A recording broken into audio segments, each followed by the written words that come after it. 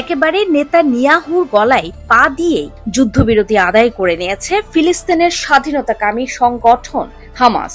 কার্যত হামাসের কাছে নতি স্বীকার করেছেন বেনিয়ামিন নেতানিয়াহু। এই পরাজয়ের দুঃখ ভুলতে আর ভবিষ্যৎ কূটকৌশল আঁটতে যুক্তরাষ্ট্রের দোরগোড়ায় হাজির হয়েছেন তিনি।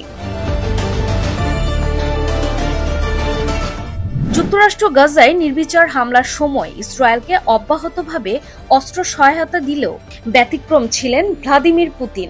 হামাসের দুঃসময়ে তাদের পক্ষে কথা বলেছে রাশিয়া। ইসরায়েলি গণহত্যার বিপক্ষে সরাসরি কথা বলেছে মস্কো। তাই সুসময়ে রাশিয়াকে যোগ্য প্রতিদান দিতে ভুলছে না হামাস। এবার রাশিয়াকে সুখবর দিয়েছে হামাস। রুশ মন্ত্রণালয় জানিয়েছে মস্কোতে হামাসের একজন ঊর্ধ্বতন কর্মকর্তার সাথে রাশিয়ার উপ রাশিয়ান পররাষ্ট্রমন্ত্রী সাক্ষাৎ করেছেন। এ সময় তিনি হামাসকে একজন রাশিয়ান জিম্মিকে মুক্তি দেওয়ার প্রতিশ্রুতি রক্ষা করার আহ্বান জানিয়েছেন।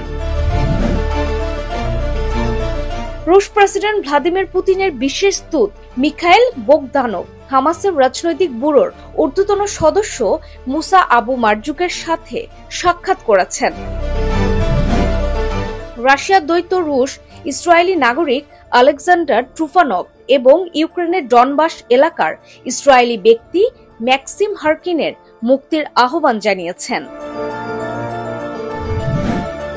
হামাস রাশিয়ার নাগরিক আলেকজান্ডার ট্রুফানভকে মুক্তি দেওয়ার প্রতিশ্রুতি দিয়েছে।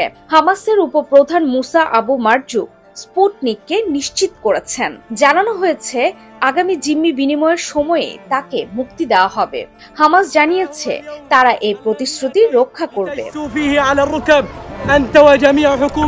মুসা আবু মারজুক বলেছেন, রাশিয়া ইসরায়েলি বর্বর আক্রমণের সময় ফিলিস্তিনি জনগণের প্রতি যে সমর্থন দেখিয়েছে তার প্রতিক্রিয়া হিসেবে হামাস এই প্রতিশ্রুতি রক্ষা করবে।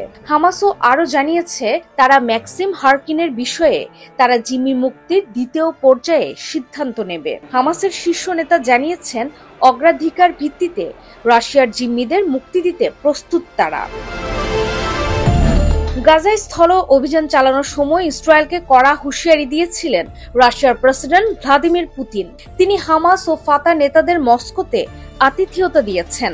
ফিলিস্তিনিদের নিরাপদ রাখার চেষ্টাও করেছিলেন পুতিন।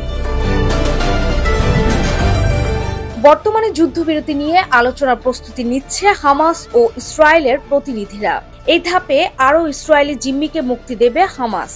সেই সাথে ইসরায়েলও কয়েকশো ফিলিস্তিনি বন্দীকে মুক্তি দেবে।